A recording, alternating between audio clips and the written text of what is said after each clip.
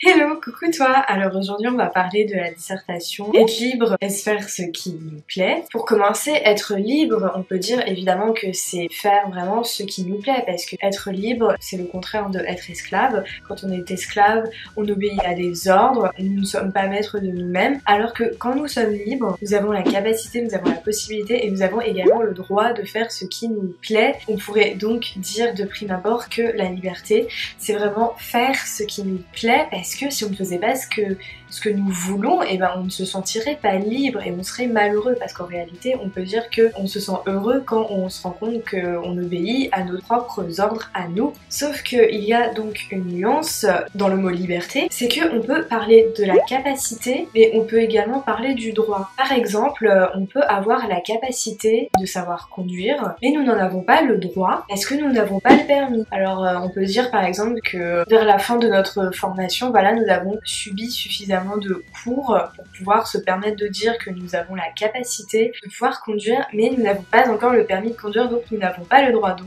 est-ce que nous pouvons nous dire que nous sommes libres pour autant? Est-ce que nous sommes libres si nous avons la capacité mais pas le droit? Et on pourrait se poser donc la même question si nous n'avons pas la capacité mais si nous avons le droit. Donc on pourrait dire dans ces deux contextes-là que nous ne sommes pas totalement libres, parce qu'en réalité pour être libre, il faut avoir le droit mais également la capacité à exercer nos compétences ou nos actions. Et on se rend compte donc que dans cette problématique il y a certaines limites, parce que quand on est libre, on ne peut pas faire tout ce qui nous plaît, parce que sinon on entraverait la liberté d'autrui. Par exemple, si on reprend l'exemple de la voiture, donc j'ai la capacité de conduire mais je n'ai pas le permis. Imaginez si tout le monde qui avait la capacité de conduire mais n'avait pas le permis se mettait à conduire tout seul dans leur voiture comme s'ils avaient le permis. Ce serait un véritable bordel, hein, faut le dire, faut être clair. Ce serait vraiment n'importe quoi. Donc on est obligé d'obéir aux lois, parce que sinon ce serait un véritable bazar tout ce qui se passerait dans notre monde. Et c'est d'ailleurs pour cela que les lois existent, c'est parce que,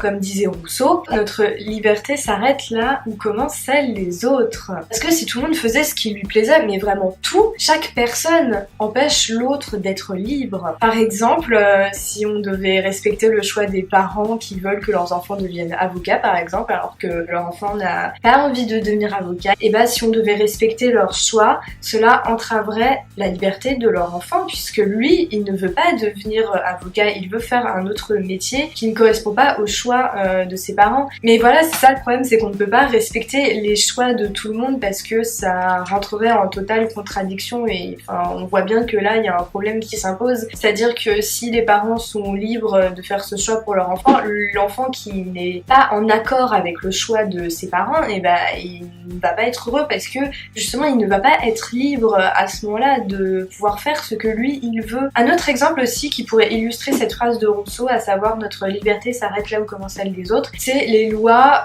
sur l'interdiction des ports d'armes, parce que évidemment tu vois bien que si tout le monde avait une arme, si tout le monde avait l'autorisation même de tuer, de blesser les gens, enfin ce serait vraiment un véritable bazar, ce serait vraiment invivable. Et heureusement d'ailleurs que les lois existent, mais du coup on pourrait se demander, mais ces lois n'entraveraient-elles pas du coup notre liberté? Mais contradictoirement, on est obligé d'avoir ces lois justement pour qu'il y ait un ordre établi dans notre société. Et justement dans la troisième grande partie, on pourrait parler de ceux qui fument par exemple et qui ont envie d'arrêter de fumer. Alors on peut dire qu'il y a donc deux désirs, parce que déjà tu ne pourrais pas désirer le désir numéro 2, à savoir j'ai envie d'arrêter de fumer, si tu n'avais pas eu le désir numéro 1, à savoir j'ai envie de fumer. Et le problème à ce moment-là, c'est qu'on ne peut pas satisfaire les deux désirs. Donc il y a un manque de liberté, parce que nous sommes esclaves de notre passion. Nous essayons de résoudre ce problème en ayant ce désir numéro 2, à savoir j'ai envie d'arrêter de fumer, mais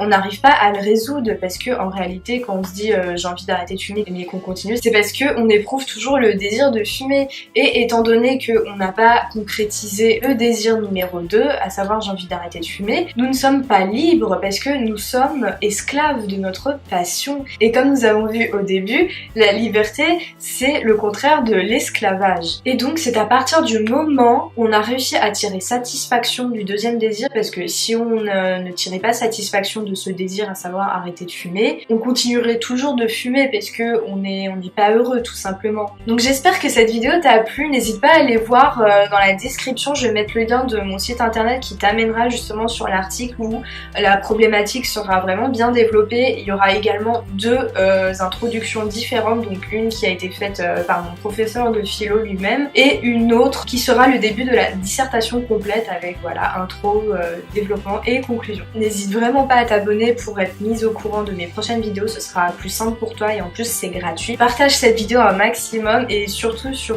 n'hésite pas à lâcher des petits commentaires pour me faire part de tes réflexions. Donc voilà, je te fais des gros bisous et je te dis à bientôt dans une prochaine vidéo. Bye bye!